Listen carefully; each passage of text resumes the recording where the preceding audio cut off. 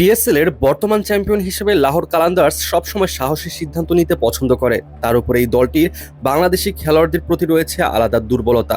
এবারও তার ব্যতিক্রম হয়নি। নিলামের টেবিলে যখন অনেক বড় বড় নাম ঘুরপাক খাচ্ছিল, তখন তারা নীরবে তুলে নিয়েছে তরুণ উইকেটরক্ষক ব্যাটার পারভেজ হোসেন ইমনকে।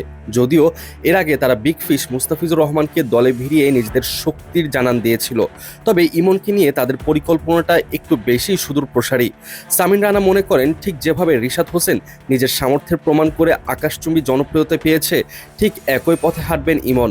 রিশাদকে নিয়ে শুরুর দিকে যেই সংশয় আর বর্তমানে আকাশ ছোঁয়ার চাহিদার কথা মনে করিয়ে দিয়ে লাহোরের মালিক এক বার্তায় ইমনের ভবিষ্যৎ নিয়ে বড় ভবিষ্যৎবাণী করেছেন।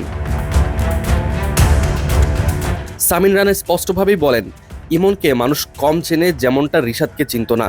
আগের বছর যখন আমরা রিশাদকে নিয়েছিলাম, তখন মানুষ বলতো এখন সে 2-3 কোটি বিট পাচ্ছে। সামনের বছরে দেখে নিয়েন, ইমনকে মানুষ চিনবে এবং সেও ভালো বিট পাবে ইনশাল্লাহ। এই আত্মবিশ্বাসী বলে দেয় ইমনের উপর কতটা ভরসা রাখছে লাহোর কর্তৃপক্ষ। তাকে নিয়ে তাদের পরিকল্পনা কোনো কমতি নেই। শুধু একজন ব্যাটার হিসেবে নয়, বরং একজন দক্ষ উইকেটরক্ষক হিসেবেও তাকে ব্যবহার করতে চায় দলটি। ইমনের ব্যাটিং পজিশন নিয়েও ইতিমধ্যে চুলচেরা বিশ্লেষণ শুরু হয়ে গেছে।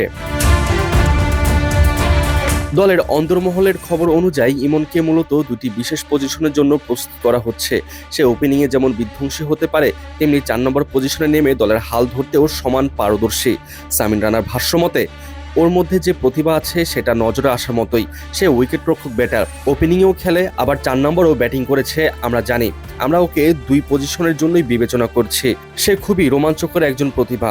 60 লাখ পাকিস্তানি রুপিতে কেনা এই ক্রিকেটারকে ঘিরেই এখন লাহোর তাদের ব্যাটিং লাইন আপের নতুন সমীকরণ মেলাচ্ছে। শাহিন শাহ আফ্রিদি, সিকান্দার রাজা আর হারিস রৌফদের মতো বিশ্বসেরা তারকাদের ভিড়েই ইমন কতটা উজ্জ্বল হয়ে উঠতে পারেন, সেটাই এখন দেখার বিষয়। রিশাদ হোসেনের রেখে যাওয়া সেই সফলতার মশালটি এখন ইমনের হাতে। মাঠের লড়াইয়ে গ্লাভস আর ব্যাটের জাদুতে ইমন কি পারবেন বাংলাদেশের মানুষের আস্থার প্রতিদান দিতে? লাহোর কালান্দার্সের অটুট বিশ্বাস আর ভক্তদের প্রত্যাশা এখন কেবল এই তরুণ তুর্কির ব্যাটের অপেক্ষায়।